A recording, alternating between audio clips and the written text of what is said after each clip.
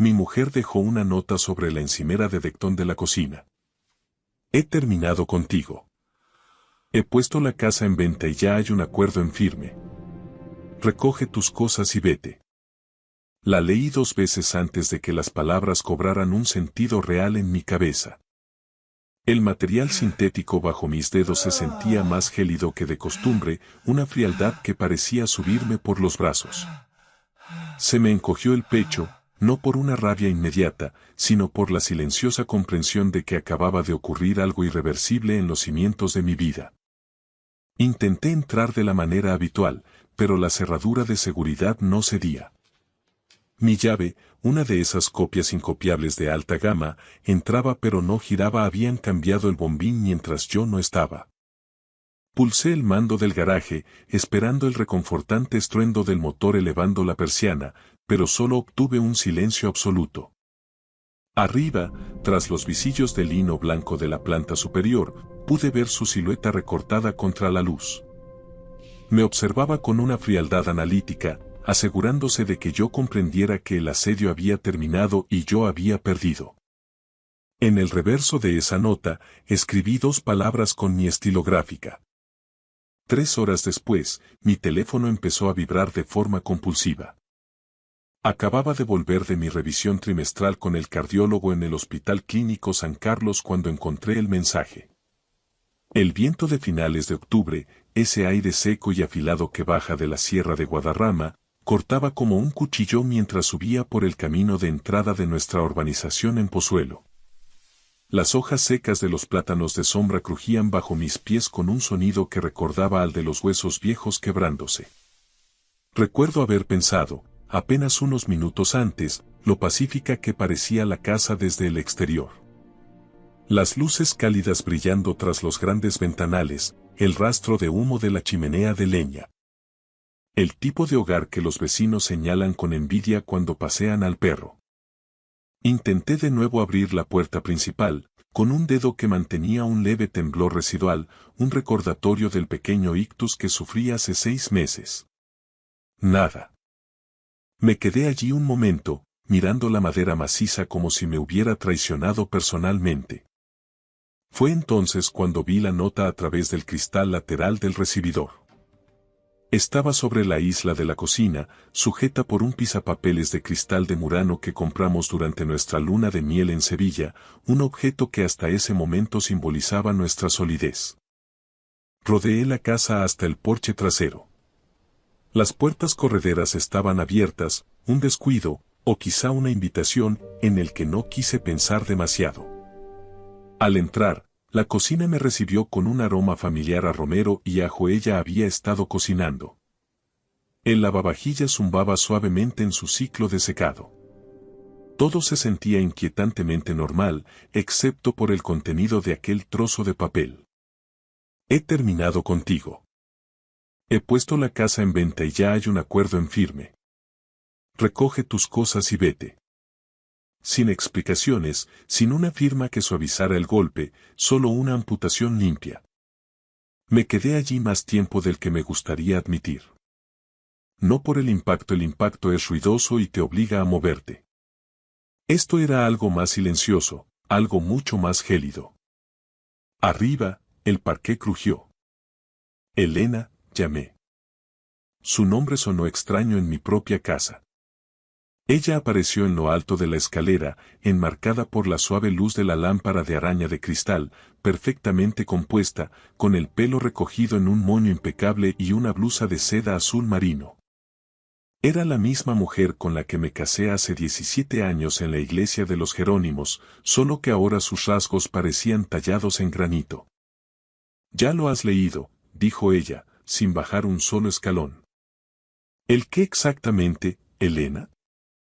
¿Esta broma?» El mensaje de la realidad. Volví a mirar el papel que tenía entre los dedos. Dices que la casa está vendida. Bien. Pero en este país, y tú lo sabes, no puedes vender la vivienda habitual sin la firma del otro cónyuge, incluso si la propiedad estuviera solo a tu nombre. ¿Y esta casa? Ella esbozó una sonrisa pequeña, cansada y llena de una condescendencia que me dolió más que el ictus. No necesito tu firma para el contrato de arras que ya se ha firmado. Ni la necesitaré mañana. El viento golpeó los ventanales con fuerza. En la finca vecina, un perro ladró con insistencia. Elena, dije con cuidado, manteniendo la voz nivelada para que no notara mi fatiga, ¿de qué estás hablando? ¿Cómo pretendes escriturar? Hablo de que te has convertido en una sombra, Carlos. Bajó la mitad de la escalera, deteniéndose a una distancia que consideró segura. Sufriste un ictus. Apenas puedes gestionar tu medicación sin que la aplicación del móvil te lo recuerde. Olvidas reuniones, confundes fechas. Duermes la mitad del día y la otra mitad la pasas mirando por la ventana. No puedo, y recalcó el puedo, seguir fingiendo que somos una pareja funcional. Me estoy recuperando, los médicos dicen que la plasticidad cerebral. Te estás hundiendo y te llevas mi vida contigo, me interrumpió. Hemos aceptado una oferta en firme, todo en efectivo, sin hipotecas. La firma ante el notario es mañana a las 10. Los compradores quieren la posesión inmediata. He organizado el traslado de tus cosas a un guardamuebles. No tienes autoridad legal para transferir la propiedad de este inmueble. Tengo un poder notarial, dijo ella, endureciendo el tono y sacando un documento del bolsillo de su blusa. Lo firmamos ante el notario Jiménez en marzo, después de que salieras de la UCI. Tú lo firmaste. ¿Te acuerdas? ¿O es que tu memoria también ha borrado eso? Lo recordaba. Después del ictus, cuando aún estaba aturdido y desbordado por la gratitud de estar vivo, ella insistió en que era una medida puramente operativa. Por si pasa algo, había dicho con voz dulce, por si necesitas que gestione las cuentas mientras descansas. Y, confiando en los 17 años que nos unían, firmé. Pero yo conocía la ley mejor de lo que ella pensaba. ¿Crees que soy una carga económica o emocional? Pregunté en voz baja. Ella apretó la mandíbula, y por un momento vi la máscara de frialdad agrietarse. Creo que me merezco estabilidad y un futuro que no huela a hospital. Ahí estaba. No era dolor, ni miedo al luto. Era cálculo puro. ¿Quién es el comprador, Elena? Pregunté, observando cómo evitaba mi mirada. Eso no es asunto tuyo ya. Mañana recibirás la parte que te corresponda legalmente tras liquidar deudas. ¿Y a dónde se supone que voy a ir ahora mismo? Se encogió de hombros con una ligereza que me heló la sangre. Tienes tus inversiones y tu familia en el norte. Te las apañarás. Estudié su rostro desde abajo. Había algo tras su mirada que no cuadraba con su discurso de liberación. Una urgencia casi febril, un pánico contenido. Esto no iba sobre mi salud, iba sobre algo mucho más oscuro y urgente. Volví a la encimera y cogí la nota original. El papel era un verjurado de papelería cara, se había tomado su tiempo para que el mensaje tuviera el peso de lo definitivo. Le di la vuelta. En la cara en blanco, con trazo firme, escribí. Mira otra vez. Dejé la nota exactamente en el mismo lugar, bajo el cristal de Murano. ¿Qué significa eso, Carlos? No te pongas críptico ahora. Ya lo verás mañana en la notaría. Salí por la puerta del porche sin añadir una palabra. El aire de Madrid se sentía ahora más limpio en mis pulmones. Mi corazón, ese músculo que supuestamente me estaba fallando, latía con una firmeza que no sentía desde antes de la enfermedad. No conduje a un hotel de la zona. Me incorporé a la M40 y me dirigí directo al centro, hacia la calle Jorge Juan. Para cuando aparqué cerca del despacho de mi abogada, ya sabía lo que el registro de la propiedad me iba a confirmar. A las 17:42, mi teléfono vibró. Elena. Dejé que el silencio fuera mi respuesta. A las 17:47 volvió a vibrar, y luego 3 veces seguidas. Para cuando dieron las 20, acumulaba 12 llamadas perdidas y varios mensajes de audio que no me molesté en reproducir. En su lugar, me quedé en el despacho de Margarita, viendo cómo la luz de los monitores iluminaba nuestras caras mientras revisábamos la nota simple actualizada. La escritura de compraventa fallida se había intentado preparar esa mañana, usando mi nombre y mi supuesta voluntad delegada. Pero Elena había pasado por alto un detalle técnico vital. La casa no era mía a título personal para poder ser transferida mediante ese poder específico. No lo era desde hacía 12 años, cuando realicé una reestructuración de mis activos. Cuando finalmente salí al frío de la noche madrileña, mi teléfono vibró de nuevo. 17 llamadas perdidas. Lo puse boca abajo en el asiento del copiloto de mi coche. Ella creía que me había expulsado del tablero de juego con un movimiento maestro. No se daba cuenta de que, en su desesperación, acababa de cometer su primer error de bulto. Y mañana, ante el notario, estaba a punto de descubrir que yo nunca juego sin haber leído primero la letra pequeña. Para las 6:30 de la mañana siguiente, mi teléfono ya mostraba 23 llamadas perdidas de Elena. No había dormido mucho, no porque los nervios me traicionaran, sino porque mi mente estaba trabajando a pleno rendimiento, como un motor que recupera su par tras una avería. He pasado 35 años en la planificación patrimonial y la estructuración de activos para grandes fortunas en España. Cuando algo no tiene sentido, no entro en pánico. Sigo el rastro del dinero, porque el dinero siempre tiene una historia que contar. Elena no intentó vender la casa simplemente porque pensara que yo era un estorbo o que mi salud estaba decayendo. Lo hizo porque estaba desesperada. Y la desesperación es la madre de los errores judiciales. A las 7:12 de la mañana. Ya estaba sentado frente a Margarita Gil en su despacho de la calle Jorge Juan. Margarita ha sido mi abogada de confianza durante 14 años. Es una mujer aguda, metódica, de unos 40 y pocos años, el tipo de persona que no necesita levantar la voz porque su sola presencia y la precisión de sus argumentos imponen un silencio inmediato en cualquier sala. Deslizó un informe actualizado del registro de la propiedad sobre su escritorio de nogal. Presentó una solicitud de inscripción de escritura ayer a las 9:03 de la mañana. Dijo Margarita, quitándose las gafas con un gesto pausado. Utilizó el poder notarial preventivo que firmaste en marzo. Pero cometió un error de principiante. Asumió que la propiedad te pertenecía a título personal. No es así, dije, observando el sello del registro. No, desde luego que no.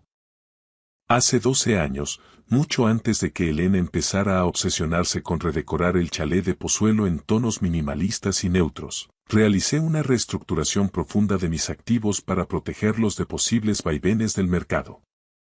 Transferí la propiedad de la casa a una sociedad patrimonial, la cual a su vez es propiedad de un holding familiar con sede en Madrid.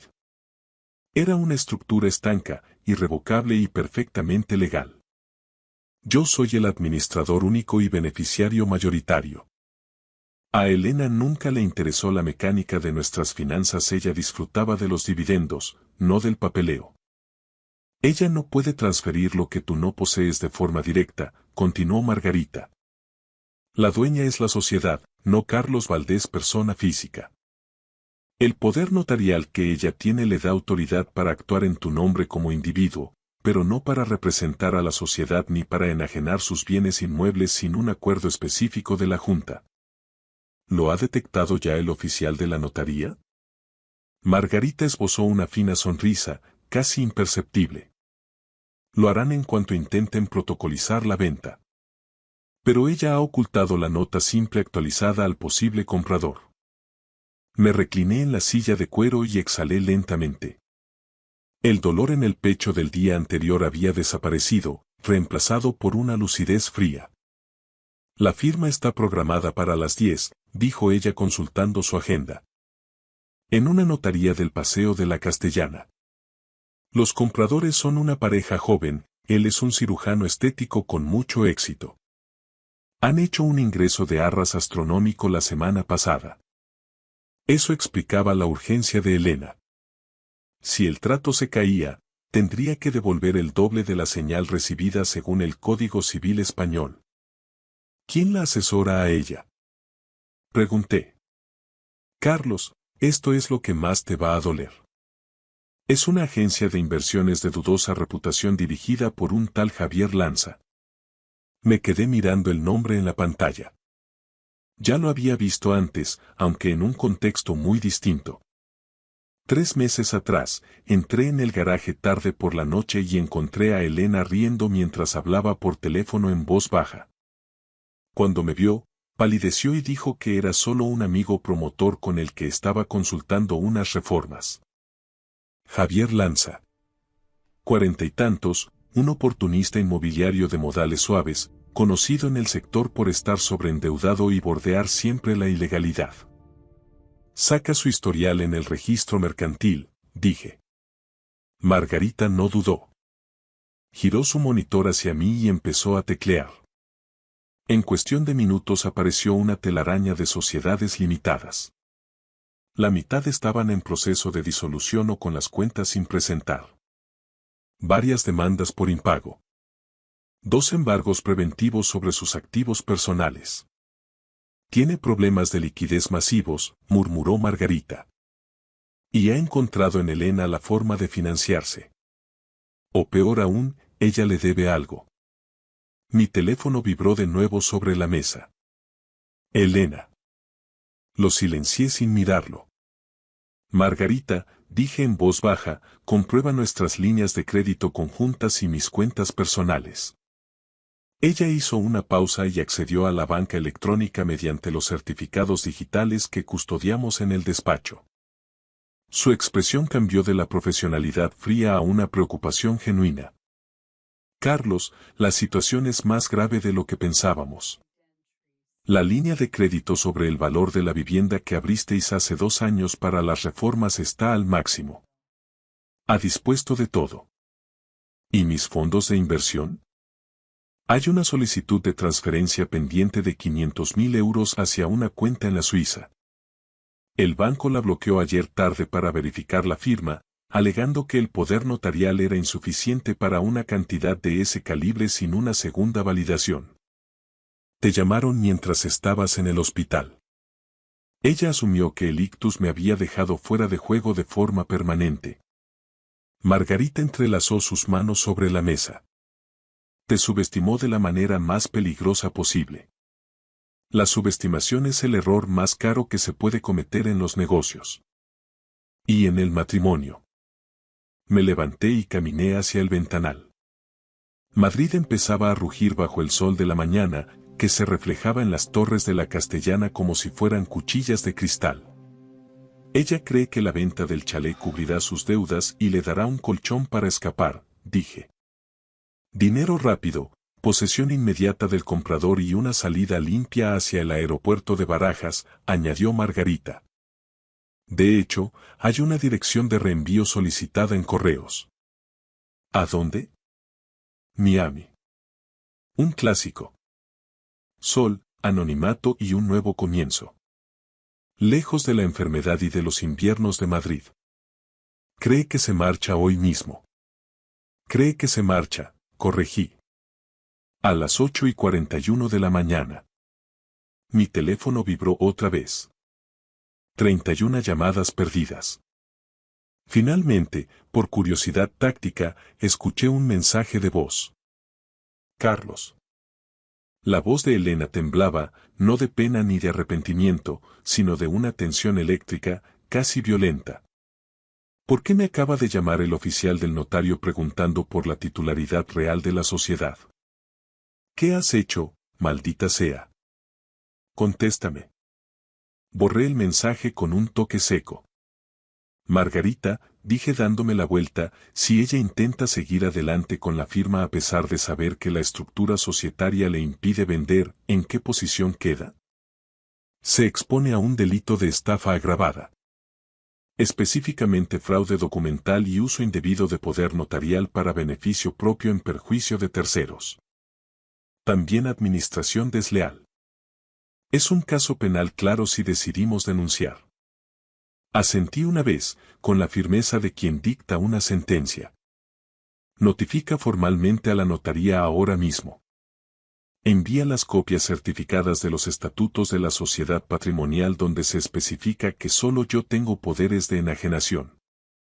Presenta una anotación preventiva de embargo en el registro por las cantidades dispuestas de las cuentas comunes. Y redacta la petición de medidas cautelares.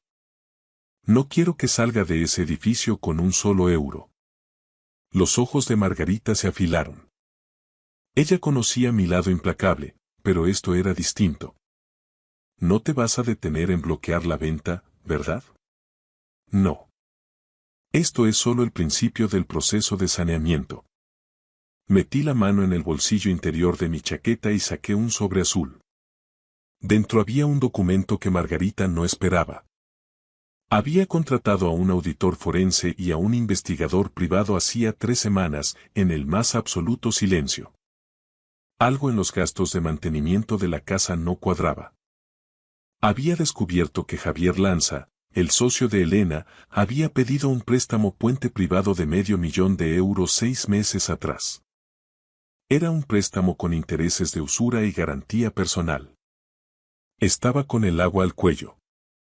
Y ayer por la mañana, a través de una sociedad interpuesta, yo compré esa deuda. ¿Ella lo sabe?, preguntó Margarita suavizadamente. No tiene ni idea. ¿Y Lanza? Lo descubrirá en la reunión de las 10. Margarita se reclinó lentamente, asimilando la magnitud del movimiento.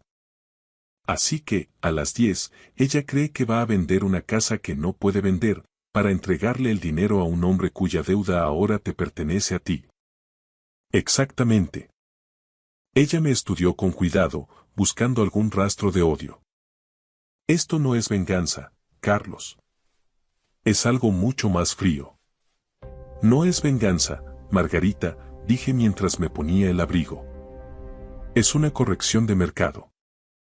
El balance tiene que cuadrar. Y hoy, Elena va a aprender que la letra pequeña es lo único que mantiene el mundo en pie. A las 9:15 de la mañana. Salimos hacia las oficinas de Belmonte y Abogados en el Paseo de la Castellana. Mi teléfono vibró de nuevo en el bolsillo de mi abrigo. 37 llamadas perdidas. Lo saqué un segundo y lo coloqué boca abajo sobre el asiento de cuero del coche. Quería que ella sintiera el peso del silencio, ese vacío que precede a las grandes tormentas.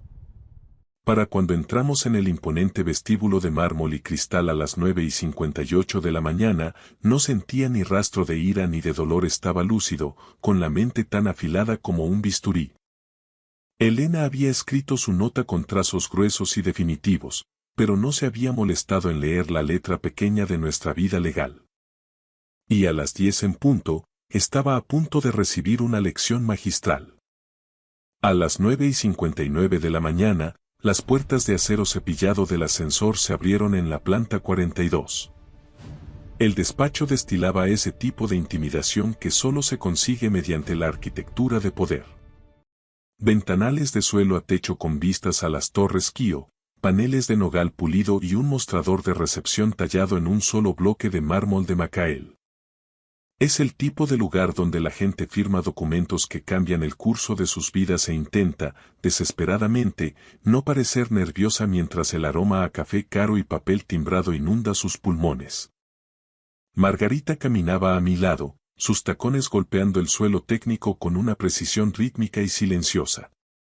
2 hombres nos seguían a una distancia medida, vestidos con trajes oscuros de corte clásico y expresiones de neutralidad absoluta.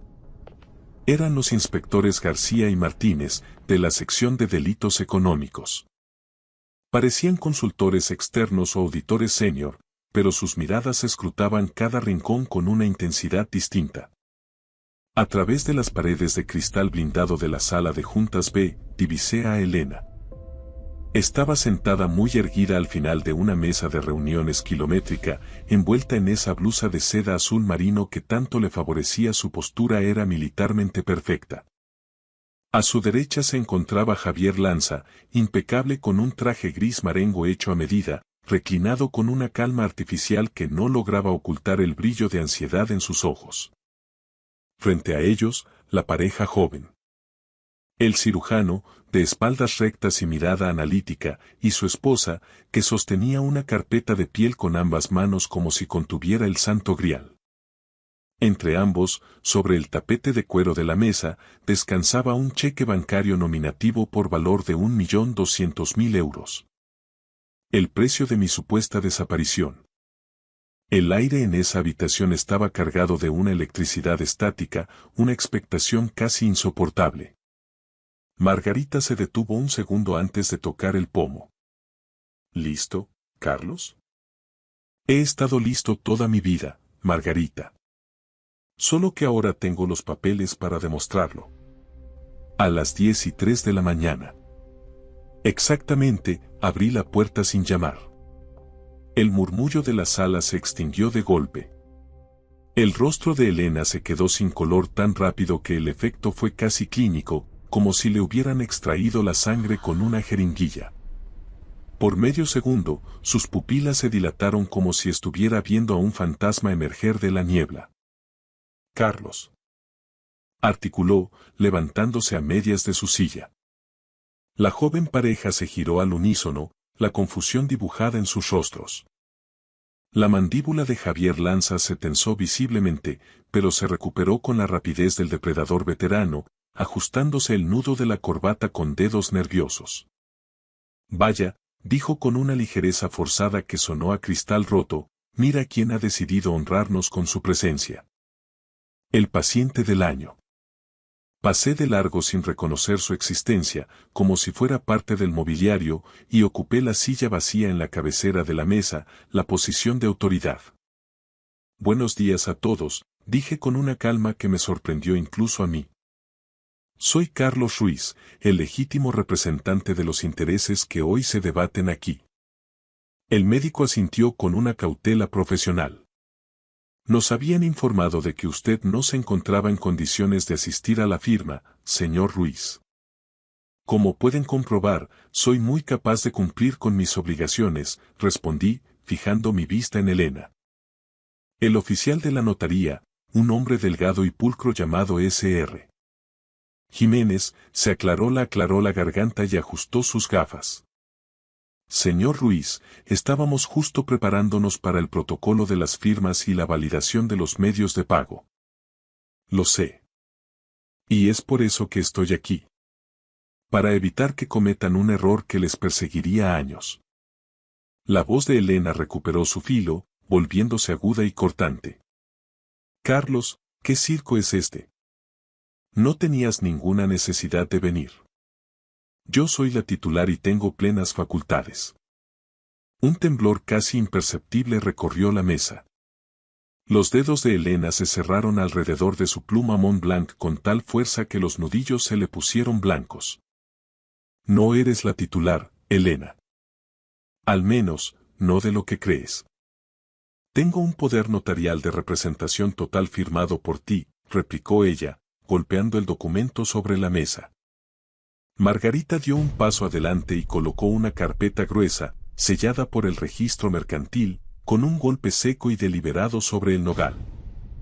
Un poder notarial de representación física, dijo Margarita con voz de acero, no otorga autoridad alguna sobre activos que están vinculados a una sociedad patrimonial con administración única. El oficial de la notaría, Jiménez, parpadeó confundido. ¿Disculpe? La nota simple que se nos facilitó. Margarita abrió la carpeta y deslizó una copia certificada de los estatutos actualizados de Sociedad Patrimonial Valdés. La propiedad en la urbanización Monteclaro fue aportada a esta sociedad hace 12 años. El señor Ruiz es el administrador único y gestor solidario con voto de calidad. El poder que usted ostenta, señora Ruiz, es para actos personales de su marido, no para la enajenación de activos de una persona jurídica de la que usted no forma parte del órgano de administración. El oficial Jiménez miró el documento, comparó los sellos y luego clavó una mirada inquisidora en Elena. Señora Ruiz. Esto cambia radicalmente la validez del acto. La compostura de Elena se fracturó definitivamente. La máscara de la esposa perfecta y eficiente cayó al suelo. Eso es una trampa. No es posible. La escritura de compraventa que preparó mi gestor ayer fue ejecutada, interrumpió Margarita suavemente, bajo la omisión deliberada de la realidad registral. En derecho español, eso tiene un nombre muy feo. Falsedad en documento mercantil e intento de estafa. Javier Lanza se inclinó hacia adelante, con la voz suave pero cargada de una amenaza contenida. No compliquemos una operación sencilla. El poder la autoriza a actuar en nombre de él, y él es el dueño de la sociedad. Él es el dueño, repitió Margarita, y él está aquí sentado diciendo que no autoriza la venta. El poder se revoca en el mismo instante en que el poderdante manifiesta su voluntad contraria. Se hizo un silencio sepulcral. El médico, al otro lado de la mesa, retiró lentamente la mano que descansaba cerca del cheque bancario, como si el papel empezara a quemarle. ¿Qué está ocurriendo exactamente?, preguntó el cirujano, mirando a su abogado. Ocurre, respondí en voz baja, clavando mis ojos en los de él, que esta casa no está en venta. Y que este dinero que tienen sobre la mesa iba a terminar en una cuenta que ustedes nunca volverían a ver cuando estallara el litigio judicial. Elena se giró hacia mí con una mirada de puro odio, como si mis palabras fueran golpes físicos. No puedes hacerme esto después de todo lo que he pasado cuidándote. Ya lo he hecho, Elena. Lo hice el día que decidiste que mi vida valía menos que el saldo de una cuenta corriente. Su respiración se aceleró, perdiendo el ritmo. Carlos, esto es una humillación pública innecesaria. Podríamos haberlo hablado. Hablar se hace antes de cambiar las cerraduras de casa y vender los muebles de tu marido mientras está en el hospital, sentencié. El oficial de la notaría se levantó abruptamente, recogiendo sus sellos. Debo suspender esta firma de inmediato. No procederé bajo ninguna circunstancia hasta que el departamento jurídico verifique la titularidad real y la vigencia de los poderes. Esto es una irregularidad gravísima. La esposa del médico se inclinó hacia su marido, susurrándole algo con urgencia mientras le tiraba de la manga. Él asintió con el rostro serio y guardó cuidadosamente el cheque bancario en su carpeta de cuero, cerrando la cremallera con un sonido definitivo. La seguridad de Javier Lanza se disolvió por completo, una gota de sudor frío recorrió su sien. Carlos, dijo entre dientes, casi en un susurro, teníamos un acuerdo sobre el préstamo. No, respondí, disfrutando de su caída. Tenías una esperanza de cobro basada en una mentira. Y ahora, Javier, tú y yo tenemos mucho de qué hablar sobre esa deuda de $500,000 que ahora me debes a mí. Margarita le entregó al oficial Jiménez un último documento. Anotación preventiva de querella y nota de disputa presentada en el registro de la propiedad a las 8:17 de la mañana de hoy. Cualquier intento de transferencia queda bloqueado por orden judicial preventiva. Jiménez escaneó la página y su expresión pasó de la confusión profesional a una alarma genuina. La voz de Elena cayó en un tono quebrado, algo que quería parecerse a una súplica pero que conservaba el veneno. Carlos, por favor. Piensa en nosotros. Podemos discutir esto en la intimidad, sin abogados. Lo estamos discutiendo en el único lenguaje que pareces entender ahora mismo. El de los hechos probados. Sus ojos buscaron desesperadamente a la joven pareja, intentando salvar la venta, pero el optimismo de ellos se había evaporado, reemplazado por una incomodidad visible y el deseo de huir de aquella sala. Esto es solo un pequeño malentendido técnico, insistió Elena, con una sonrisa que era más una mueca. Carlos no se ha sentido bien últimamente, su juicio está. Tenga mucho cuidado con lo que va a decir a continuación, señora Ruiz, advirtió Margarita con una frialdad glacial. Hay 2 inspectores de policía en la puerta esperando para tomar declaración sobre el uso indebido de los fondos de las cuentas compartidas. Elena se detuvo en seco. El peso de esas palabras se asentó pesadamente en el aire, aplastando cualquier posibilidad de réplica. El silencio que siguió fue absoluto, roto solo por el sonido de la lluvia madrileña golpeando los cristales de la planta 42. Javier Lanza apartó su silla de cuero y se puso de pie bruscamente, haciendo que el roce de las patas contra el suelo de madera sonara como un disparo. Esto es ridículo. Hemos invertido meses, tiempo y recursos ingentes en esta transacción, espetó, tratando de recuperar una autoridad que ya no tenía. Y casi invierten en un fraude documental y una estafa agravada, respondió Margarita con una frialdad que heló el ambiente. En España, eso conlleva penas de prisión, señor Lanza. No es algo que se solucione con una disculpa. La palabra quedó flotando en el aire denso de la sala de juntas. Fraude. Lanza palideció hasta adquirir un tono grisáceo. El cirujano se levantó con la mandíbula tan tensa que se le marcaban los tendones del cuello. Nos marchamos, dijo el médico, mirando a su esposa. Ahora mismo. Lo lamento profundamente, dije con sinceridad, sosteniéndole la mirada. Ustedes son víctimas colaterales. Merecían un proceso limpio, no esta emboscada legal.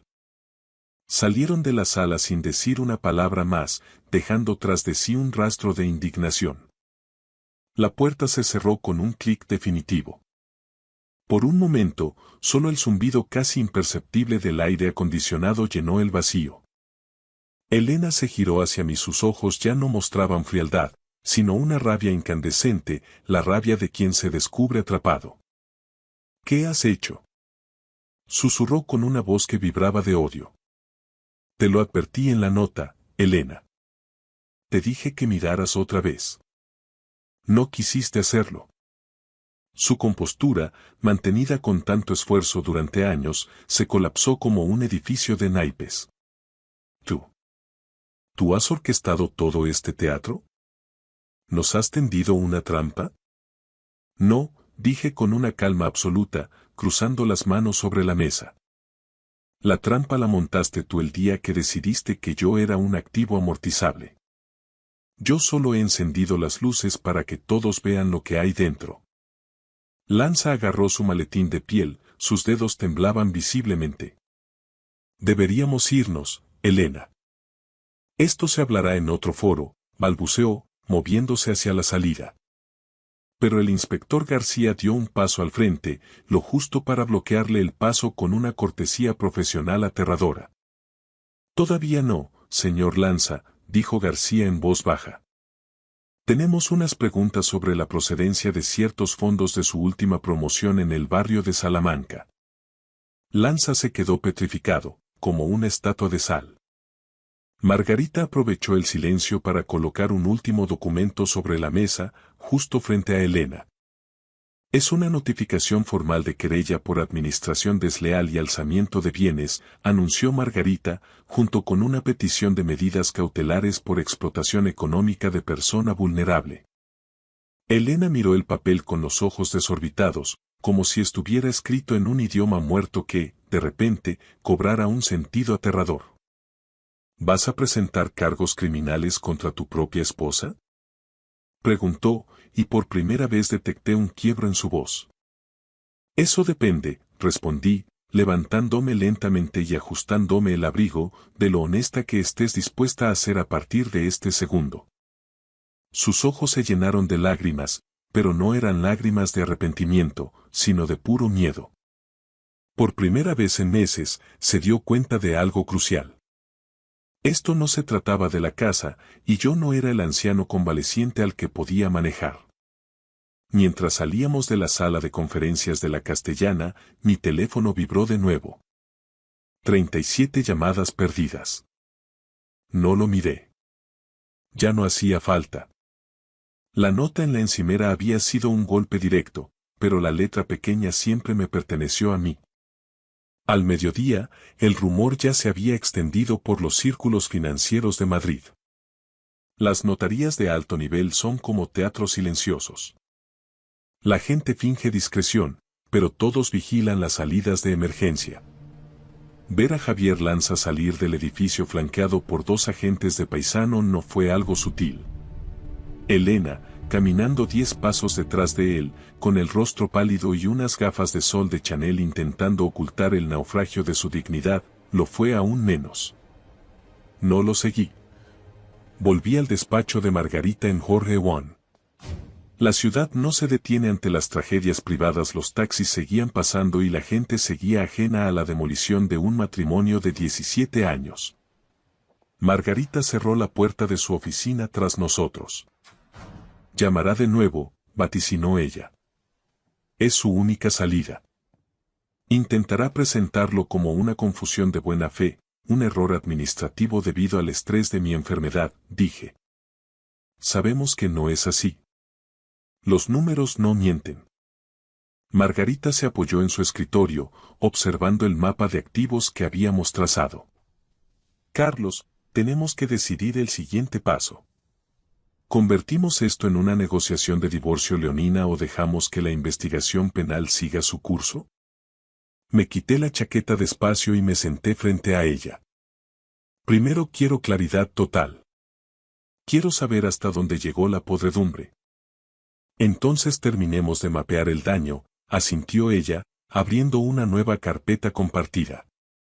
1 hora después, el panorama era desolador y nítido. Hace 6 meses, Javier Lanza lanzó un proyecto de remodelación de lujo en la calle Ortega y Gasset. Sobreestimó la demanda y, sobre todo, subestimó los costes financieros de una obra paralizada por el ayuntamiento. Cuando las preventas se frenaron, recurrió a prestamistas privados con intereses de usura del 12% mensual y vencimientos a corto plazo. Estaba acabado. Fue entonces cuando los gastos de Elena se dispararon. Transferencias a cuentas de terceros, compras de joyas que nunca vi y una supuesta consultoría de inversiones de 48.000 euros pagada directamente a una de las sociedades de Lanza. Y los vuelos a Miami. Hace 3 semanas contraté al auditor forense no por celos, sino por pura lógica financiera. Los romances son volátiles, pero la desesperación económica deja un rastro de papel que se puede seguir hasta el infierno. El auditor me entregó el informe definitivo ayer. Lanza debía 527.000 euros más intereses de demora. El prestamista original estaba perdiendo la paciencia y, a través de una sociedad instrumental que Margarita creó para mí, yo adquirí esa deuda con un descuento del 40%. Lo que significaba que, desde ayer tarde, Javier Lanza me debía la vida a mí. Margarita estudió el contrato de adquisición de deuda. Compraste su deuda antes de que ella intentara vender la casa, concluyó con una sonrisa amarga. Exacto. Ella pensó que la venta del chalet de Pozuelo lo salvaría del embargo. Y ahora la venta ha muerto y tú tienes la soga al cuello de su socio. Tenía que ser así, Margarita. En este juego, si no controlas la deuda, no controlas el desenlace. Mi teléfono vibró sobre la mesa. Elena. Dejé que el sonido llenara la habitación hasta que se cortó. Margarita se cruzó de brazos. ¿Vas a hablar con ella? Todavía no. Está a punto de presentarse aquí. Conoce el camino. Y lo hizo. A las 13:37, la recepcionista llamó con voz tensa. La señora Ruiz está en la entrada. Está muy insistente, dice que no se moverá hasta verle. Que pase, ordené. Elena entró como alguien que hubiera atravesado una tormenta de arena. Su blusa de seda estaba arrugada y el carmín, ligeramente corrido en las comisuras. Cerró la puerta del despacho con una violencia innecesaria. ¿Qué pretendes con todo esto?, exigió, ignorando a Margarita. ¿Disfrutas viéndome caer? Margarita permaneció sentada, imperturbable. Le sugiero que baje el tono, señora Ruiz. Este es un despacho profesional, no una escena de salón. Elena la ignoró y se plantó frente a mí. Me has humillado delante de todo el mundo. Delante de los compradores, delante de Javier. Te has humillado tú sola, Elena, desde el momento en que decidiste que yo era un estorbo al que podía saquear mientras dormía bajo los efectos de la medicación. Sus manos temblaban de furia contenida. Fue un malentendido, insistió, repitiendo el mismo mantra. Lo de la sociedad patrimonial. Yo no sabía que habías blindado la casa de esa manera. No preguntaste por qué estabas demasiado ocupada planeando tu huida. Has estado distante durante meses. Estalló ella. Dejaste de contar conmigo, de compartir las decisiones. Actuabas como si yo ya no fuera capaz de gestionar nada. Esto nunca se trató de tu capacidad, Elena. Se trataba de tu lealtad. Deslicé una carpeta fina por el escritorio hacia ella. La abrió y, por segunda vez ese día, el color huyó de su rostro. ¿Qué es esto? Tu realidad, dije en voz baja. Dentro estaban las copias del contrato de préstamo de Lanza, la escritura de cesión de la deuda a mi favor y una notificación de requerimiento de pago inmediato bajo amenaza de ejecución hipotecaria de sus propios activos. Tú compraste su deuda, susurró, dejando caer los papeles. Sí. Soy tu nuevo acreedor, Elena. O mejor dicho, soy el dueño de la soga que aprieta el cuello de tu socio. Ella miró a Margarita, buscando una grieta legal. Esto es coacción. Es ilegal. No, dijo Margarita con serenidad. Es una adquisición lícita de activos financieros en el mercado secundario. Nada personal, solo negocios. Elena volvió a mirarme y vi cómo algo se rompía definitivamente tras sus ojos. Me estabas espiando desde que salí del hospital. Estaba verificando la integridad de mi patrimonio. ¿No confías en mí? Correcto. No confío en quien intenta venderme mientras sigo respirando. La palabra cayó con el peso de una losa. Ella tragó saliva, tratando de recuperar el aliento. ¿Crees que he hecho esto por el dinero? Dijo con la voz rota. ¿Crees que arriesgaría 17 años por un puñado de euros? No, respondí. Arriesgaste todo porque tenías miedo de perder el nivel de vida al que te habías acostumbrado y pensaste que yo ya no era capaz de garantizártelo. Hay más, continué, haciendo una señal a Margarita. Ella presionó un botón en el sistema de audio del despacho. Una grabación nítida empezó a sonar. Era la voz de Elena. Y la de Lanza. No le queda mucho, decía Lanza con una ligereza que me revolvió el estómago. No se está muriendo todavía, respondía Elena con una risa nerviosa. Pero el médico habló de daño vascular irreversible. Una vez que la casa se venda, estaremos lejos de aquí. Solo necesito que firmes ese poder. La grabación se detuvo. El silencio que siguió fue más pesado que el plomo. Elena miró el altavoz como si fuera una serpiente. ¿Me grabaste en mi propio coche? No, dije con calma. Simplemente olvidaste que el sistema de manos libres del coche sigue vinculado a mi cuenta de iCloud. Me llegaban las notificaciones de voz automáticamente. Se presionó las sienes con las palmas de las manos. Has retorcido nuestras palabras. Estaba asustada, no sabía qué hacer. No, Elena. Te he escuchado tal como eres cuando crees que nadie te oye. Finalmente, las lágrimas brotaron, pero eran lágrimas de derrota. Iban a arruinarlo todo, dijo con la voz quebrada. Los acreedores de Javier amenazaban con ir contra mis cuentas personales si no le ayudaba. Intentaba salvar lo que quedaba. Intentabas rescatar a un hombre que te estaba usando como escudo financiero contra sus propios fracasos. Sus hombros se desplomaron. La mujer impecable de la mañana ya no existía. Tenía miedo, admitió en un susurro. ¿Miedo de qué exactamente? De quedarme sola y arruinada. La confesión flotó entre nosotros. 17 años de matrimonio suspendidos en el aire frío de un despacho de abogados. Luego, ella se enderezó ligeramente, tratando de salvar algún resto de orgullo. ¿Qué quieres de mí ahora? Quiero el control absoluto. Ya lo tienes. No, dije, quiero que reconozcas ante notario la nulidad de todos los actos que has realizado estos meses. Su teléfono volvió a vibrar. Lanza. No contestó. Mi abogada presentará esta misma tarde una demanda por daños y perjuicios y una petición de bloqueo de todas tus cuentas, añadió Margarita. Es la única forma de garantizar que no salgas del país. Elena levantó la cabeza de golpe.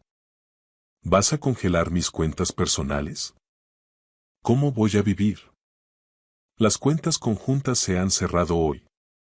Las tuyas quedarán bloqueadas preventivamente hasta que se aclare el destino de los fondos desaparecidos.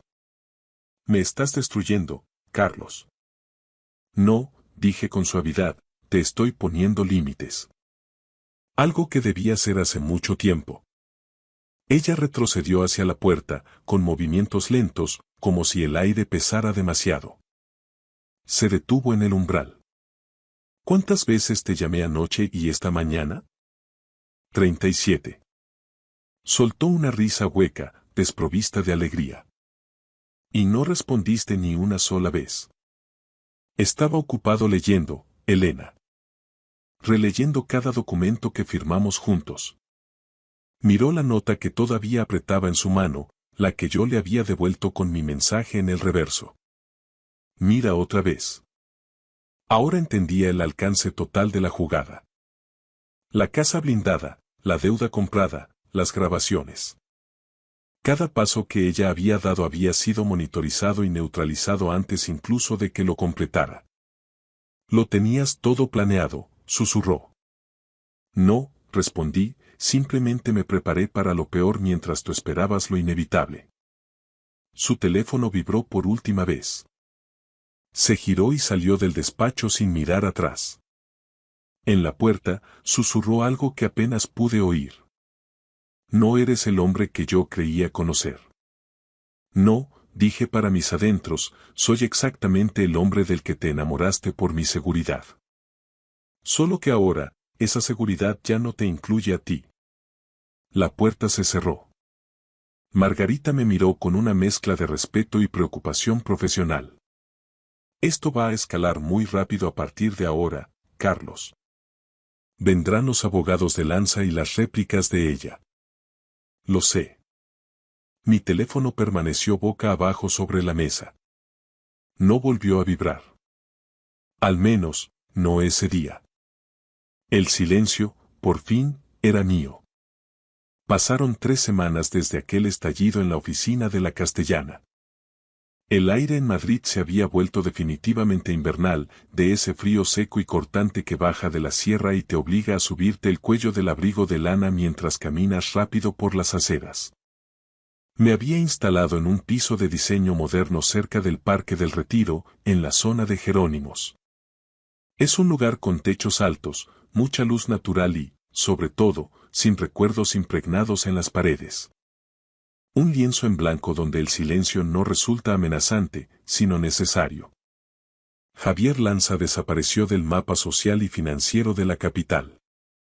Tras nuestra reunión, en la que quedó claro que yo poseía su deuda y las pruebas de su mala praxis, sus acreedores se lanzaron sobre sus activos restantes como lobos sobre una presa herida. Mi abogada, Margarita, me informó de que había solicitado el concurso de acreedores para su sociedad principal y que se enfrentaba a 3 investigaciones paralelas por administración desleal y alzamiento de bienes. Su reputación en el sector inmobiliario madrileño, un mundo donde todos se conocen, estaba terminada. Nadie vuelve de una escolta policial en un despacho de abogados de primer nivel. Elena, por su parte, se mudó a un apartamento mucho más pequeño en las afueras, cerca de Majadahonda. El proceso de divorcio y la liquidación de nuestra sociedad de gananciales fue sorprendentemente silencioso, casi clínico. Cuando alguien sabe que posees cada prueba, las grabaciones del sistema del coche, los registros de las transferencias irregulares y la titularidad blindada de todo lo que ella consideraba suyo, La lucha pierde su atractivo y se convierte en una simple capitulación.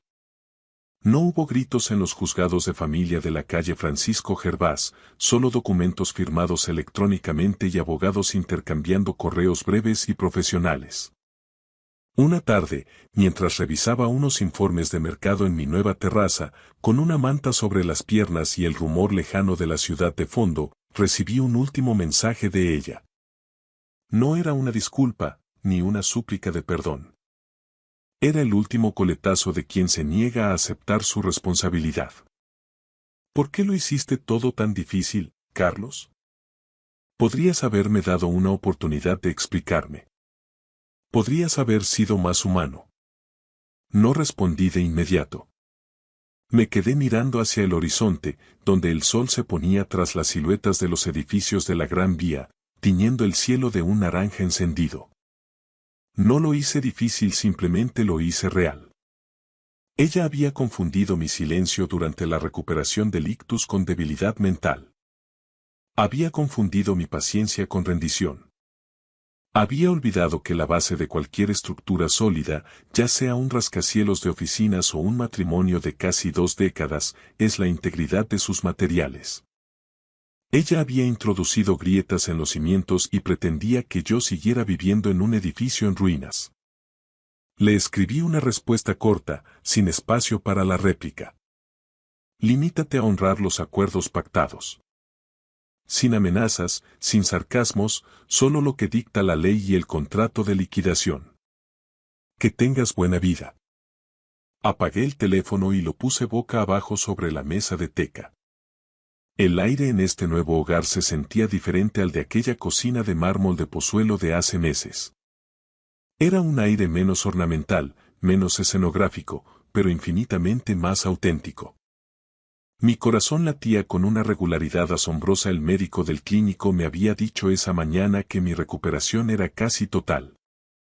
A veces, la mejor medicina es extirpar lo que te envenena el espíritu. A veces, en los momentos de calma antes de dormir, cuando el silencio del retiro es absoluto, vuelvo a ver la imagen de aquella tarde fatídica.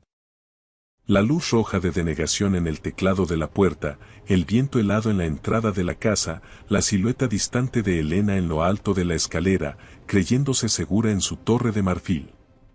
Ya no siento rabia, ni siquiera esa amargura que te agria el carácter. Siento una extraña gratitud. Porque esa nota dejada en la encimera me obligó a tener una claridad que la rutina me había arrebatado. Me obligó a prepararme, a recuperar mi fuerza y a dejar de asumir que existía una sociedad allí donde ya solo quedaba un rastro de intereses cruzados. He aprendido que puedes querer profundamente a alguien y, aún así, protegerte de esa persona. He aprendido que puedes perdonar en tu fuero interno sin necesidad de volver a entrar en el fuego que te quemó. Puedes marcharte de una vida entera sin dar un solo portazo, con la elegancia de quien sabe que ya no queda nada por decir. Y si alguna vez te han subestimado, si alguien ha asumido que te rendirías en silencio por estar herido, o que desaparecerías sin molestar para no romper la estética de su nueva vida, espero que recuerdes algo sencillo que me salvó a mí. Lee siempre la letra pequeña de tus afectos, protege tu nombre por encima de todas las cosas y, si alguien te dice que tu casa está vendida y que tu tiempo se ha acabado, detente, respira y mira otra vez. La realidad siempre es más profunda que el primer vistazo. Muchas gracias por ver. Si les ha gustado la historia, denle a like, escriban un comentario y suscríbanse para no perderse la próxima historia. Valoramos mucho su presencia en este canal. Todo lo mejor. Mi nombre es Javier González. Durante la última década, había levantado mi propio estudio de arquitectura partiendo de la absoluta nada, dedicando noches enteras a diseñar edificios comerciales sostenibles que, con el tiempo, me valieron 3 premios nacionales en España. Mi éxito no era fruto del azar, sino de una obsesión casi enfermiza por los detalles. Tengo la capacidad de notar lo que otros pasan por alto, de encontrar patrones geométricos donde los demás solo ven caos. Entendía perfectamente que cada estructura, cada viga y cada material cuenta una historia profunda sobre quienes la habitan. Por eso, mientras esperaba en el elegante vestíbulo de mármol del Hotel Gran Vía de Madrid un martes por la tarde, mis ojos, entrenados para el escaneo constante, se detuvieron en un nombre del registro de entrada, apenas 2 líneas por encima de la mía. Regina Casal, habitación 69. El impacto fue sordo pero profundo. Mi esposa estaba registrada en el mismo hotel donde yo acababa de llegar para una reunión crucial con un cliente internacional, un hotel situado a solo 60 kilómetros de nuestro hogar. Mientras el ascensor de acero inoxidable me elevaba hacia la 6ª planta, mi mente, actuando como un procesador de datos, comenzó a catalogar las inconsistencias. Regina me había asegurado esa misma mañana que viajaría a Valencia para visitar a su hermana, quien supuestamente pasaba por un bache personal. Se había despedido de mí con un beso tibio a las 9 de la mañana, mencionando que el trayecto por la A3 sería largo y que volvería muy tarde.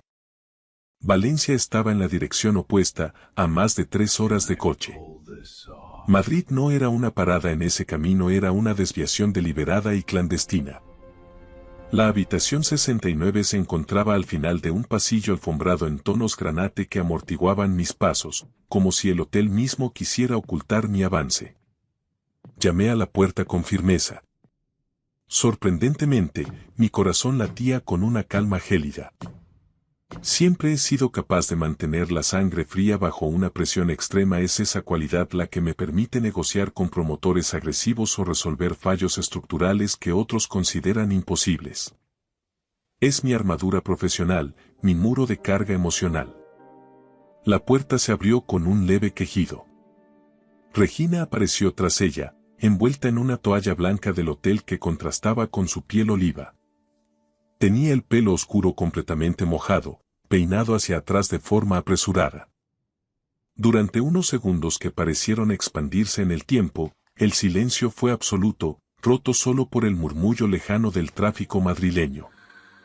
Entonces, el color abandonó su rostro, sus nudillos se tornaron blancos al aferrarse al marco de la puerta y sus ojos se dilataron por el pánico. Javier. ¿Qué haces aquí? Alcanzó a balbucear, con la voz quebrada. Tengo una reunión de negocios en la planta baja en 15 minutos, respondí, manteniendo una neutralidad absoluta en el tono. Vi tu nombre en el registro al hacer el check-in. Pensé que sería un detalle cortés subir a saludarte antes de mi cita, ya que Valencia parece haberse movido al centro de la península. Entré en la habitación sin esperar invitación, mientras ella retrocedía de forma mecánica, como una pieza desplazada en un tablero. Era una suite de lujo estándar, impregnada de un olor a perfume caro y humedad. Cama de matrimonio, amplios ventanales con vistas al bullicio de la ciudad y un minibar de madera oscura. La cama era un desorden de sábanas de hilo revueltas y almohadas desplazadas. Sobre la mesilla de noche, 2 copas de vino tinto de la Ribera del Duero reposaban junto a una botella abierta. Una de ellas todavía conservaba gotas de condensación deslizándose por el cristal, indicando que alguien había estado bebiendo de ella hacía escasos minutos. Regina se apretó la toalla contra el pecho, un gesto defensivo inútil. ¿Puedo explicarlo, Javier? De verdad que puedo. Seguro que puedes, respondí, mientras mi ojo de arquitecto seguía escaneando el entorno, analizando cada error en la escena. El análisis es sencillo, Regina.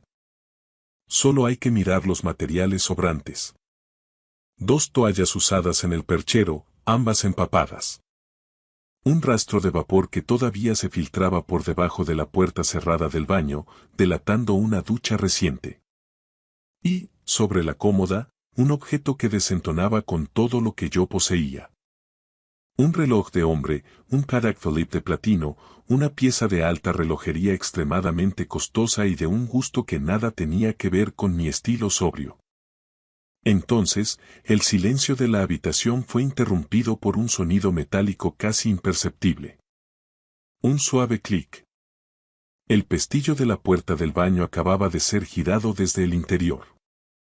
Alguien estaba allí, escuchándonos, protegiéndose tras la madera. Dirigí mi mirada hacia mi mujer, cuyos ojos bailaban entre la puerta del baño y yo. ¿Quién es, Regina? Pregunté. Mi voz seguía siendo un lago en calma, pero la superficie empezaba a congelarse. Ella se interpuso físicamente entre el baño y mi posición, con una expresión de desesperación que rozaba la súplica. Por favor, Javier, te lo ruego. No entres. Déjame que te lo explique todo primero. Tienes que entender el contexto. Si ves quién está ahí dentro, ya nada volverá a ser igual. Todo cambiará para siempre. Todo cambiará. Aquella lección de palabras me resultó fascinante y aterradora a la vez. No utilizó las frases habituales de una infidelidad descubierta. No dijo nuestro matrimonio se ha acabado o no es lo que parece. Ese todo cambiará sugería una magnitud que trascende lo personal, algo que afectaba a los cimientos mismos de mi realidad. Estudié el rostro de mi esposa con la misma minuciosidad con la que estudio un plano defectuoso. Había miedo, sí, pero también había cálculo. Regina estaba aterrada, pero su cerebro ya estaba procesando variables, planeando su siguiente maniobra de contención. ¿Cuánto tiempo lleva esto ocurriendo? Pregunté en un susurro. Ella tragó saliva, con un esfuerzo visible que hizo vibrar su garganta. 1 año, confesó al fin. 1 año. 12 meses de una arquitectura de mentiras perfectamente diseñada. 1 año entero de supuestas visitas a Valencia, de clubes de lectura inexistentes y retiros de yoga ficticios. 1 año en el que yo había confiado en ella plenamente, depositando cada ladrillo de nuestra vida compartida sobre una base que, ahora lo veía, estaba podrida desde el inicio. ¿Quién es? Repetí, dando un paso hacia adelante. Alguien a quien conoces muy bien. Los ojos de Regina se empañaron por las lágrimas. Por favor, escucha. Si cruzas esa puerta, no habrá vuelta atrás. Hay gente involucrada, Javier. Gente muy peligrosa. Esto no es solo un asunto de pareja. Gente peligrosa. Las piezas del rompecabezas empezaban a encajar. Siempre se me han dado bien los puzzles, detectar las debilidades estructurales y comprender por qué fallan los sistemas. Mi mujer escondía a un hombre en el baño, llevaba 1 año manteniendo esa doble vida y afirmaba que había criminales de por medio. Esto no era un simple desliz, era una demolición controlada de mi existencia. Apártate, Regina, ordené. No, replicó ella, plantando cara. Pero mis piernas ya me llevaban hacia la puerta del baño. Intenté girar el pomo, pero estaba bloqueado. Ábrela ahora mismo, o llamaré a la seguridad del hotel para que echen la puerta abajo, sentencié. Se hizo un silencio sepulcral. Finalmente, una voz masculina, profundamente familiar, pronunció unas palabras que me helaron la sangre. Hola, Javier. Ha pasado mucho tiempo, amigo mío. Conocía esa voz. Era físicamente imposible, pero reconocería ese tono en cualquier lugar. Abre la puerta, Martín. Martín Soler había sido mi mejor amigo y mi sombra desde nuestros años de facultad en la Politécnica de Madrid. Habíamos fundado el estudio de arquitectura juntos hacía ya 12 años, dos jóvenes ambiciosos con habilidades que encajaban como un engranaje perfecto. Yo era el cerebro creativo, mientras que él era el genio de las finanzas y las relaciones públicas. Juntos habíamos levantado un negocio sólido que estaba alcanzando un éxito internacional. Pero había un problema. Hacía exactamente 1 año, Martín Soler había muerto. Recordaba con una nitidez dolorosa aquel accidente en la carretera nacional hacia la sierra una noche de tormenta. El vehículo se había salido por un barranco y había estallado en llamas. El cuerpo estaba tan carbonizado que solo pudieron identificarlo por registros dentales. Fue un funeral de ataúd cerrado. Yo mismo pronuncié el panegírico, destrozado por la pérdida. Excepto que Martín no estaba muerto. No era una ceniza en una urna. Estaba escondido en el baño de un hotel en la Gran Vía, respirando, muy vivo. La cerradura chasqueó. La puerta se abrió con lentitud y allí apareció Martín Soler. Parecía más envejecido, con una barba descuidada y oscura, pero sus ojos eran los mismos. Sorpresa, dijo él, con una sonrisa débil que no ocultaba su terror. Me quedé allí plantado, guardando una distancia calculada, observando primero a Regina, que temblaba bajo su toalla, y luego a Martín. Mis ojos saltaban de uno a otro como si estuviera revisando las fisuras de un muro de carga a punto de colapsar. Mi mente, sin embargo, no se detuvo, trabajaba a una velocidad vertiginosa, procesando datos, fechas y comportamientos. De repente, todas aquellas piezas sueltas que me habían inquietado durante los últimos meses, las llamadas cortadas, su excesivo interés por las pólizas de la empresa, su distanciamiento emocional, encajaban con una claridad tan diáfana que resultaba aterradora. Fingiste tu propia muerte, solté al fin. No era una pregunta, ni siquiera una acusación, era la constatación de un hecho estructural. Martín bajó la cabeza, evitando mi mirada directa, esa que tantas veces había buscado para celebrar victorias comerciales en nuestro despacho de Madrid. Tuve que hacerlo, Javier. No me quedaba otra salida limpia, respondió con una voz que intentaba sonar a disculpa, pero que solo transmitía derrota. Me metí en un lodazal demasiado profundo con gente muy turbia aquí en España. Deudas de juego que se me escaparon de las manos en timbas privadas de La Moraleja. Le debía $500,000 a un tipo llamado Tomás Quesada. Ese tipo no envía cartas de aviso, envía sicarios. Me iba a matar, Javier. Literalmente, me puso una fecha de caducidad. Busqué una salida que nos salvara a todos. El pago del seguro, añadí, completando el esquema financiero del fraude. 2 millones de euros netos entre tu seguro de vida personal y la póliza de hombre clave que la empresa tenía suscrita para protegerme a mí de tu pérdida. Una jugada maestra, Martín. Dinero fresco para borrar deudas y dejar un excedente generoso. Martín tuvo al menos la decencia de encogerse de hombros, pareciendo sinceramente avergonzado bajo la luz cenital del baño. Necesitaba desaparecer del mapa de forma definitiva. Borrar mi rastro, dejar de ser Martín Soler para que los hombres de Quesada dejaran de buscarme. Quería empezar de cero en otro lugar, lejos de la presión y del miedo. Me giré lentamente hacia Regina.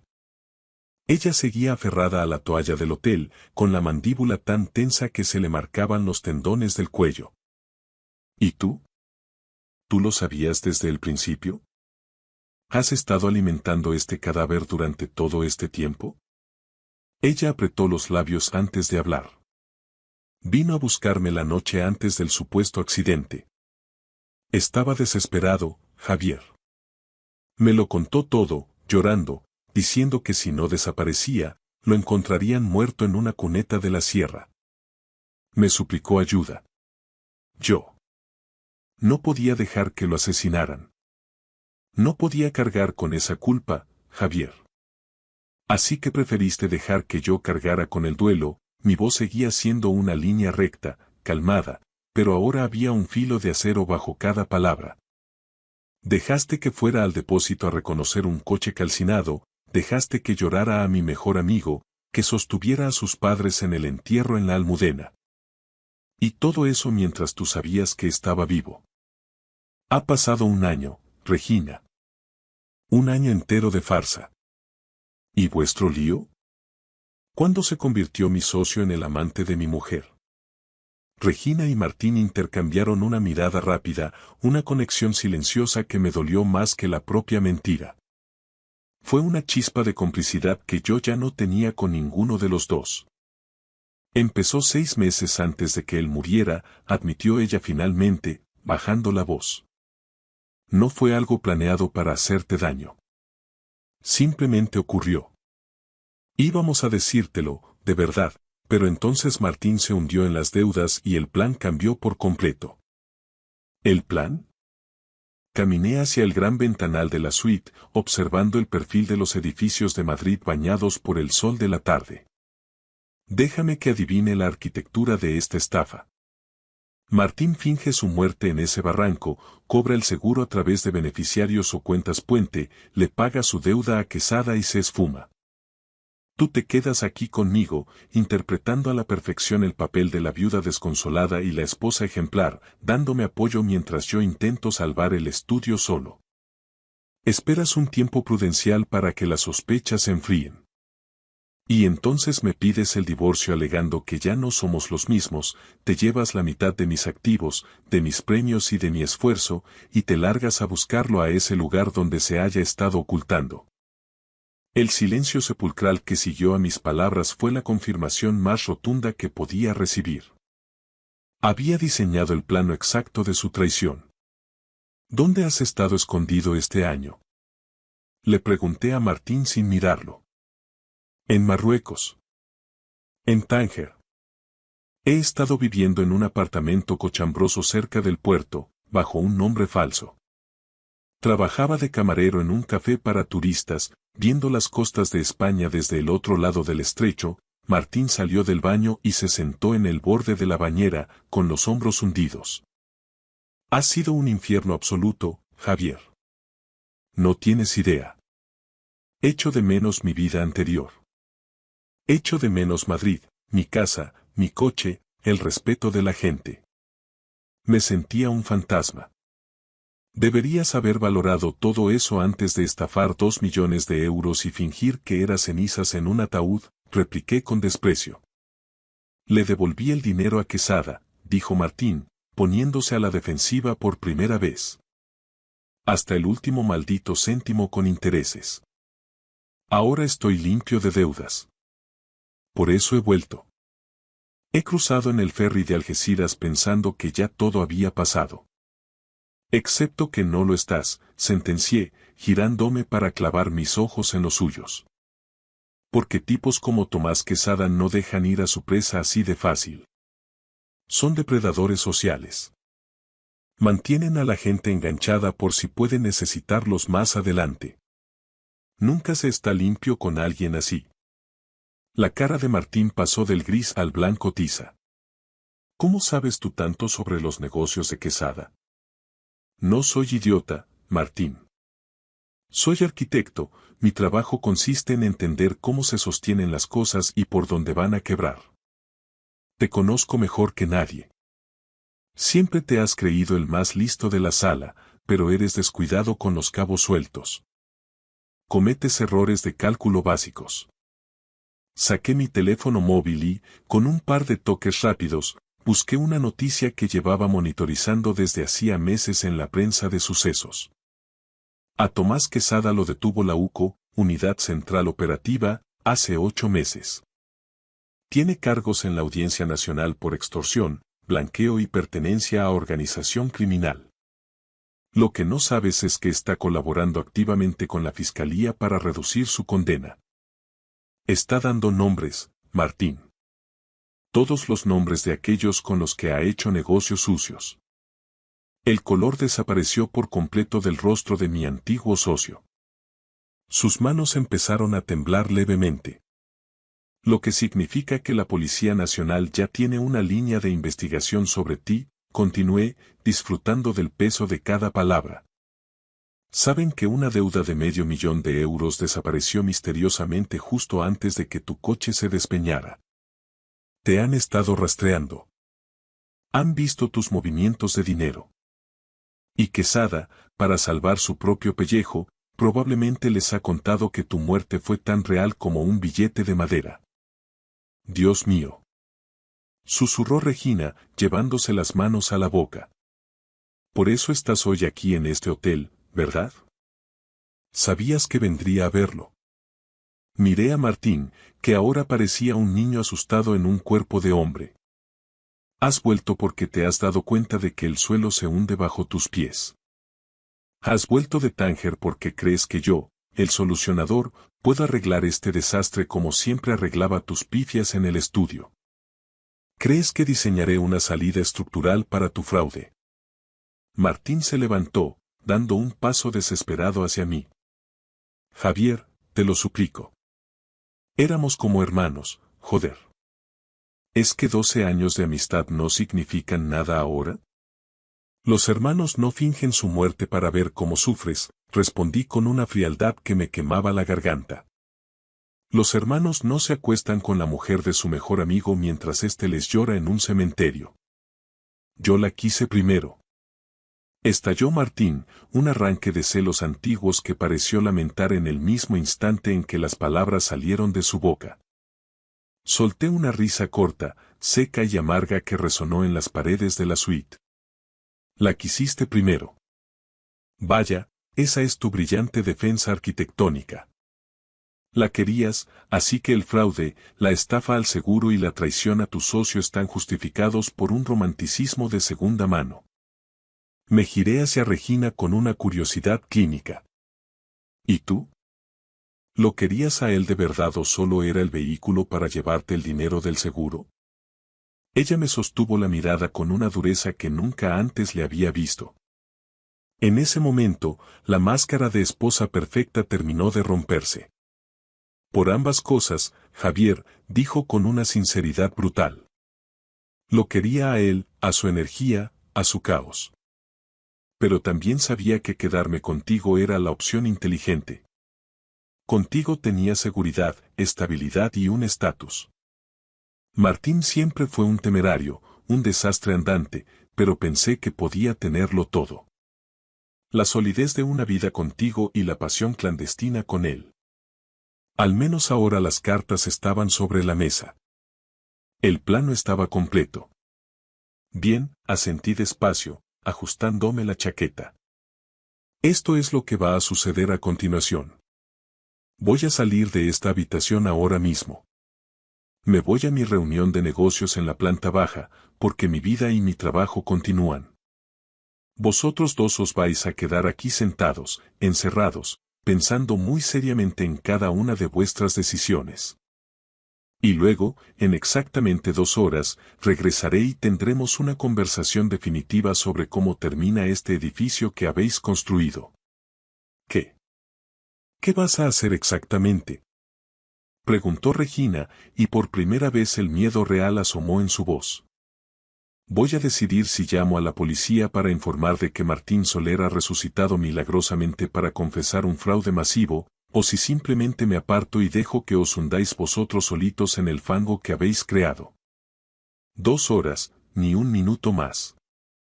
Caminé hacia la puerta con paso firme. Justo antes de salir, me detuve y añadí sin mirar atrás. Ah, y Regina. Ve haciendo las maletas.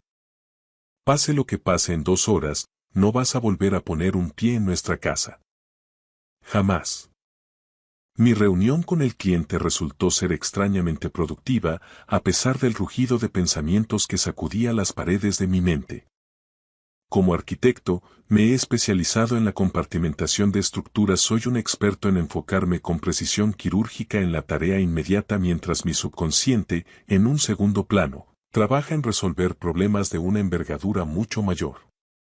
El cliente buscaba un complejo de oficinas de vanguardia que no solo fuera sostenible desde el punto de vista medioambiental, sino también estéticamente audaz, un edificio que desafiara la gravedad y las convenciones.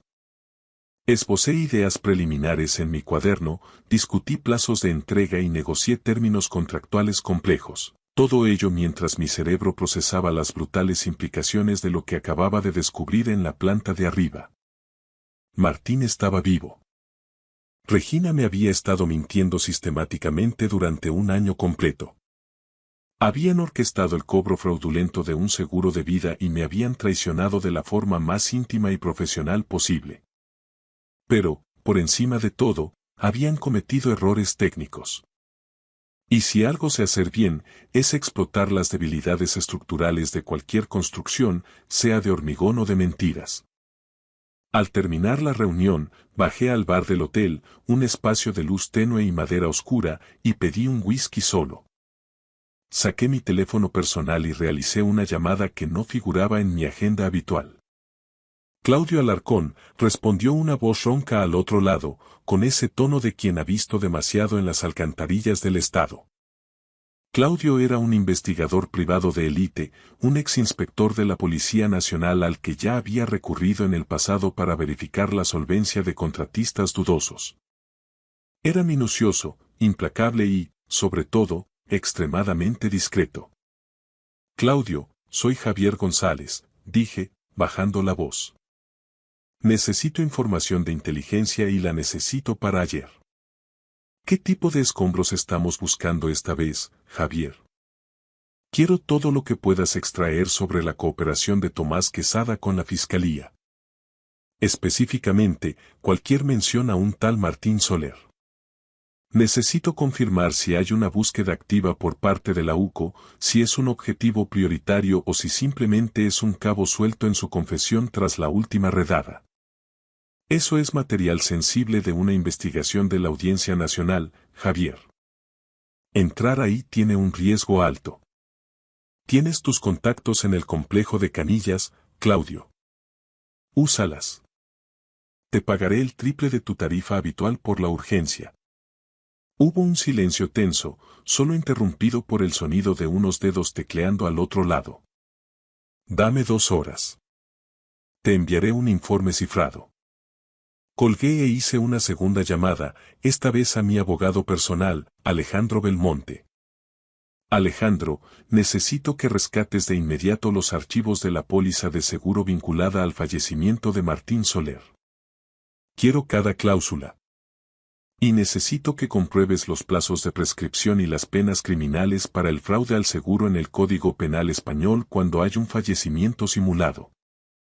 Javier, ¿de qué hablas? Ese caso se cerró hace meses. ¿Qué está pasando?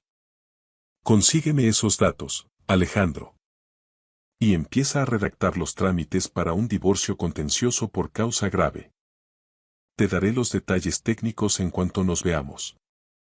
Mi tercera llamada fue para mi contable jefe, Sergio Barrios. Un hombre que vive por y para los números. Sergio, necesito una auditoría forense completa de las finanzas de la empresa centrada en el último año, pero retrotrayéndonos a los meses previos a la desaparición de Martín. Quiero saber si hubo fugas de capital a cuentas en el extranjero o cualquier irregularidad camuflada como gastos operativos. Eso es un trabajo de semanas, Javier. No puedo hacerlo en una tarde. Tienes hasta mañana a primera hora. Usa a todo tu equipo si es necesario. No me importa el coste. Colgué y terminé mi whisky de un trago. Estaba armando un caso sólido, reuniendo la munición necesaria para el asalto final. Para cuando volviera a cruzar el umbral de la habitación 69, sabría exactamente hasta dónde llegaba la profundidad de la traición de Martín y Regina y de qué palancas de control disponía para demoler sus planes. Exactamente 2 horas después, volví a llamar a la puerta. Regina abrió de inmediato. Ya se había vestido, pero su rostro estaba hinchado de tanto llorar.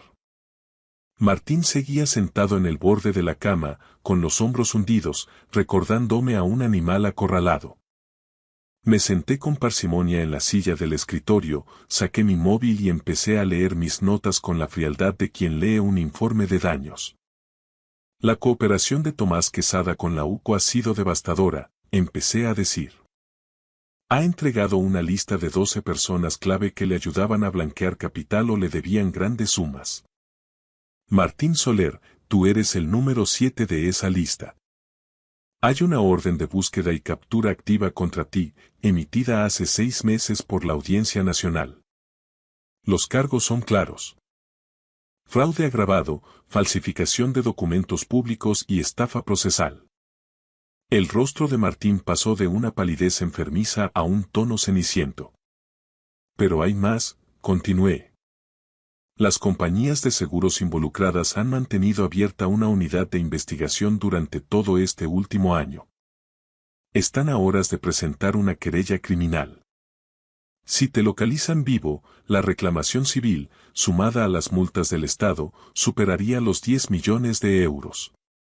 Yo no tengo esa cantidad. Ni de lejos, susurró Martín con un hilo de voz. Lo sé. Lo que significa que te enfrentarás a una condena en una prisión española por un tiempo muy largo. Pasé a la siguiente nota. Mi Constable también ha hecho su trabajo. En los meses previos a tu muerte, transferiste de forma sistemática un total de 400.000 euros de nuestras cuentas a una sociedad opaca. Nunca lo detecté porque yo estaba centrado en el diseño y confiaba en ti. Regina cerró los ojos con fuerza. Llevabas mucho tiempo planeando esta fuga, Martín. Preparando tu huida mientras me dabas palmaditas en el hombro. Y tú, Regina, no fuiste una víctima, fuiste su cómplice necesaria. Tengo los registros de varios hoteles ahora. Os habéis estado viendo en secreto en distintos puntos de España durante este año, siempre pagando en efectivo. Excepto hoy. Hoy utilizaste tu nombre real en el registro del Gran Vía. ¿Por qué cometiste un error tan básico, Regina? Ella no respondió, pero Martín lo hizo por ella. Porque estoy acabado, Javier.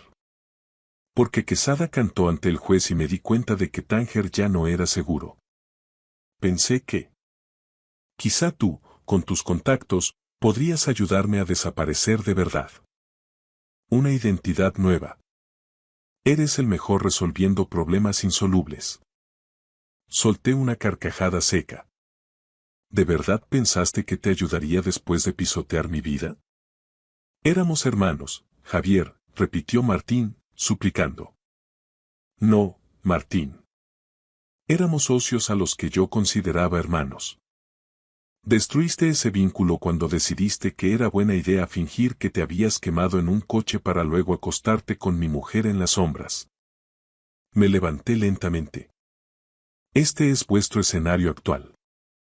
La Policía Nacional os pisa los talones, las aseguradoras quieren su dinero y yo podría liquidar esto ahora mismo con una llamada a la patrulla que hay en la esquina.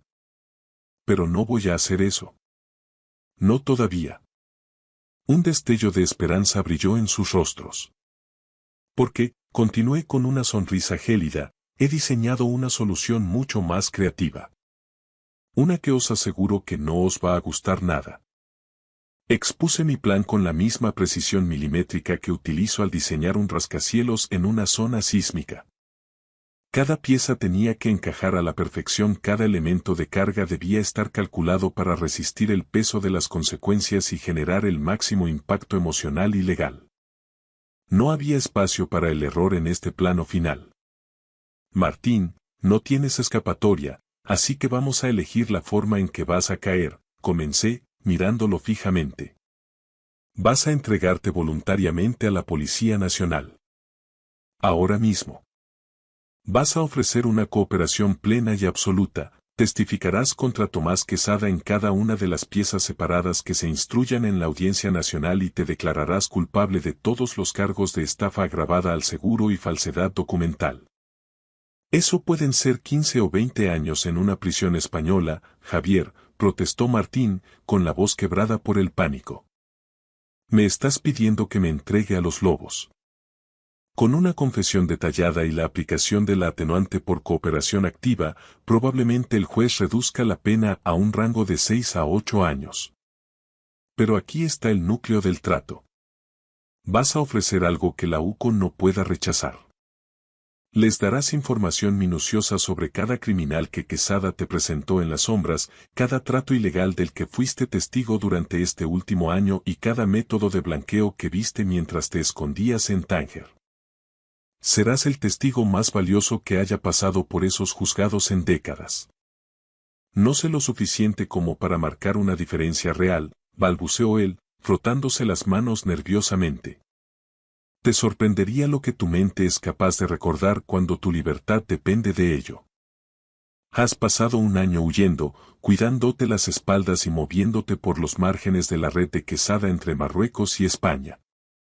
Has visto nombres de testaferros, lugares de encuentro y la logística de sus operaciones. Vas a recordarlo todo, hasta el último detalle, y se lo vas a entregar en bandeja de plata a los inspectores de la Brigada Financiera. Me giré entonces hacia Regina, que me observaba como si fuera un extraño que acabara de entrar en su vida. En cuanto a ti, Regina, vas a firmar el divorcio de forma inmediata y discreta ante mi abogado, Alejandro Belmonte. Sin solicitudes de pensión, sin peleas por las acciones del estudio, sin dramas mediáticos.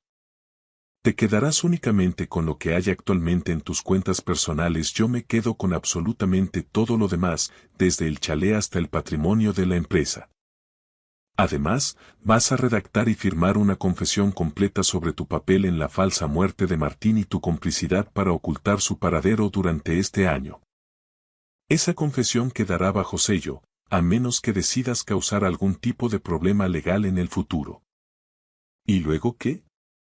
¿Qué se supone que haré yo? Preguntó Regina con una voz pequeña, casi inaudible. Luego, desapareces de mi vida. No me contactes, no intentes hablar con nuestros amigos comunes, no busques una rendija para volver a mi realidad.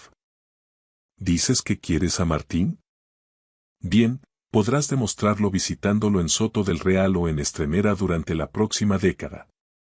Después de eso, si todavía queda algo entre vosotros, podéis intentar vuestro felices para siempre en algún rincón olvidado de la costa, muy lejos de Madrid.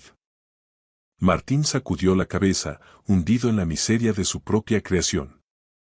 ¿Por qué demonios iba a aceptar esto? Me estás pidiendo que firme la destrucción de mi vida paso a paso. Tu vida ya está destruida, Martín.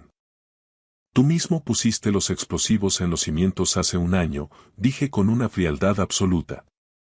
Lo que te ofrezco no es un castigo, es un camino de salida controlado.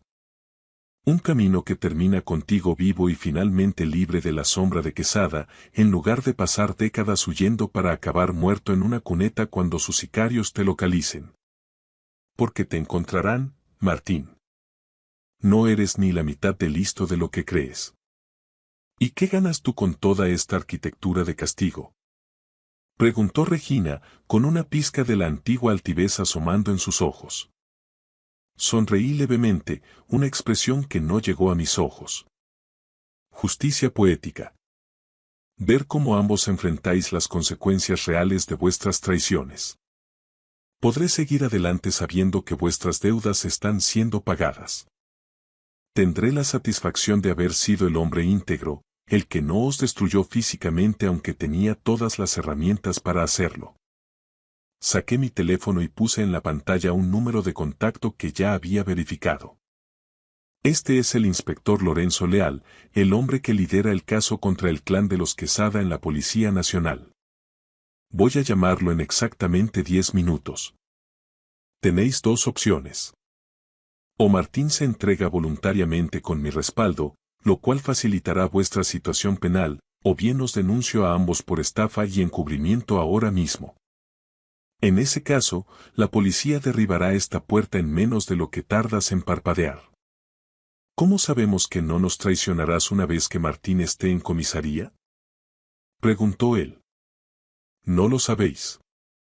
No tenéis ninguna garantía, pero tampoco tenéis opción.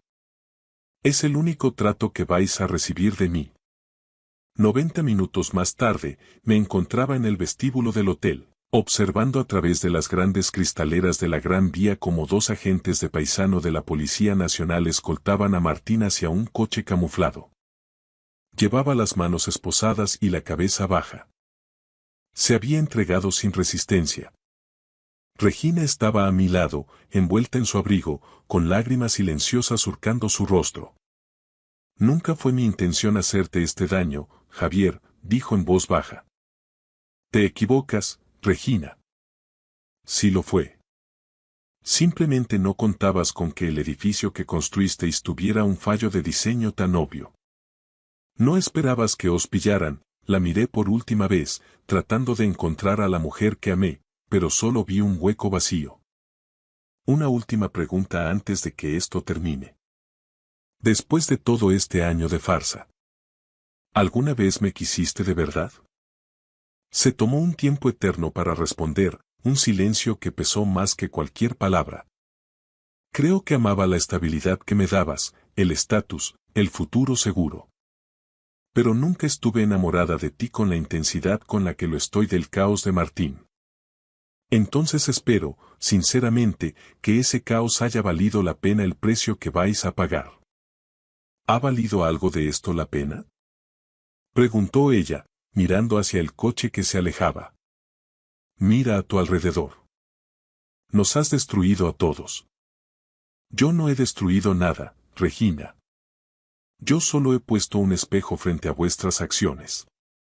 Vosotros mismos fuisteis los que derribasteis los muros.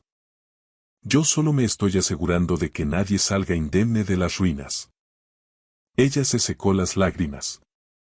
Firmaré los papeles del divorcio mañana. Me iré de la ciudad esta noche. Perfecto. Mi abogado tendrá lista la confesión para que la firmes a primera hora. Después de eso, para mí, habrás muerto con la misma finalidad con la que Martín murió hace un año. Ella asintió y se alejó hacia la salida, desapareciendo entre el gentío de Madrid. Me quedé allí un largo rato, mirando las luces de la ciudad. Sentía un vacío inmenso, pero también una paz extraña. La traición dolía, pero lo había gestionado con método, sin convertirme en el villano. 6 meses después, me encontraba frente al pleno del ayuntamiento, presentando los planos del centro cultural que redefiniría el horizonte de la capital. Mi estudio había crecido y mi reputación era impecable. El divorcio era definitivo. Regina se había marchado a una ciudad de la costa para intentar empezar de cero, y Martín cumplía su condena en una prisión madrileña gracias a su exhaustiva cooperación con la Audiencia Nacional. Se la habían reducido a 7 años. Había empezado a salir con alguien nuevo, con cautela pero con honestidad. Durante un descanso de la presentación, mi móvil vibró con un mensaje. Siento sinceramente todo lo que pasó hace un año. A veces me pregunto si pudimos hacerlo de otra manera. Era Regina. Borré el mensaje al instante.